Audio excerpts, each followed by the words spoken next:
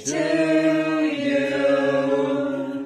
Happy birthday, dear Diane.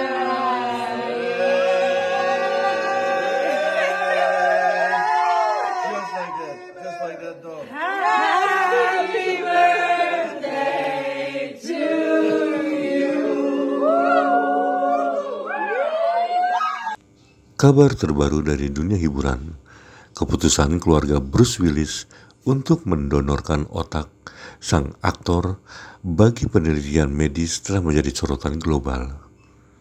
Langkah ini diambil guna melakukan sebuah misi ilmiah besar untuk mengungkap misteri di balik demensia frontotemporal atau FTD, penyakit degeneratif langka yang telah merenggut kemampuan kognitif bintang Die Hard tersebut. Dunia pertama kali mendengar kabar mengejutkan tentang kesehatan Bruce Willis pada Maret 2022.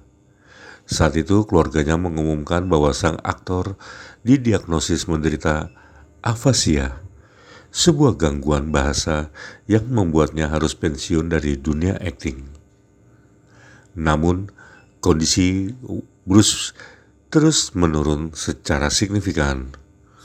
Pada Februari 2023, keluarga memberikan pembaruan medis yang lebih spesifik. Bruce Willis secara resmi mengidap demensia frontotemporal atau FTD. Gejala-gejala awal sebenarnya diduga sudah muncul beberapa tahun sebelum pengumuman resmi, ditandai dengan kesulitan berkomunikasi dan perubahan perilaku di lokasi syuting.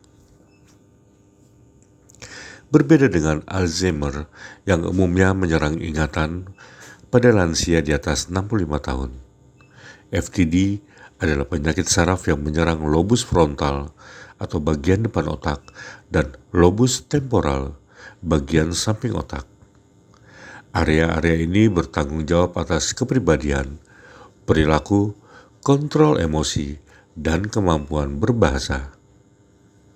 Secara medis, FTD terjadi akibat penumpukan protein abnormal yang merusak sel-sel saraf hingga menyusut atau mengalami atrofi. Terdapat dua varian utama, yaitu varian perilaku yang menyebabkan perubahan kepribadian yang drastis, hilangnya empati, perilaku impulsif, dan hilangnya hambatan sosial. Kedua, afasia progresif primer atau PPA, jenis yang dialami Bruce Willis, di mana penderita secara bertahap kehilangan kemampuan berbicara, menulis, membaca, dan memahami kata-kata. Hingga saat ini belum ada obat yang dapat menyembuhkan atau menghentikan perkembangan FTD. Pengobatan yang ada hanya bersifat suportif untuk mengelola gejala. Saat ini, dampak FTD terhadap Bruce Willis sangat mendalam. Ia dilaporkan memerlukan perawatan intensif 24 jam. Secara kognitif, kemampuannya untuk berkomunikasi secara verbal telah jauh berkurang, dan ia seringkali mengalami kesulitan mengenali orang-orang di sekitarnya atau memahami situasi kompleks.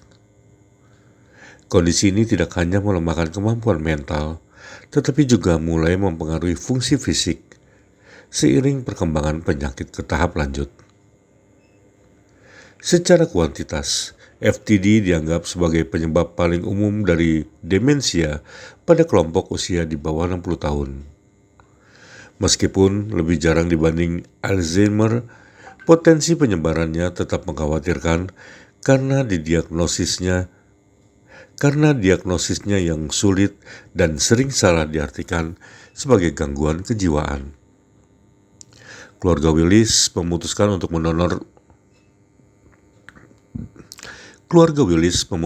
untuk mendonorkan otaknya. Keluarga Willis memutuskan untuk mendonorkan otaknya setelah meninggal kelak kepada lembaga penelitian melalui organisasi seperti Association for Frontotemporal Degeneration atau AFTD. Penelitian pada jaringan otak asli sangat krusial karena memungkinkan ilmuwan melihat langsung kerusakan protein pada tingkat sel yang tidak bisa ditangkap oleh alat pemindai pada pasien yang masih hidup. Riset ini juga dapat membantu mengembangkan metode diagnosis dini agar pasien di masa depan tidak perlu menunggu bertahun-tahun untuk mengetahui penyakit mereka. Selain tentu saja menjadi dasar bagi uji coba terapi gen atau obat-obatan baru yang ditargetkan untuk menghentikan atrofi otak. Melalui donasi ini, keluarga Willis berharap dapat mengubah nasib jutaan orang di dunia. Mereka ingin memastikan bahwa di masa depan, diagnosis FTD bukan lagi sebuah vonis tanpa harapan, melainkan tantangan medis yang bisa ditaklukkan oleh sains.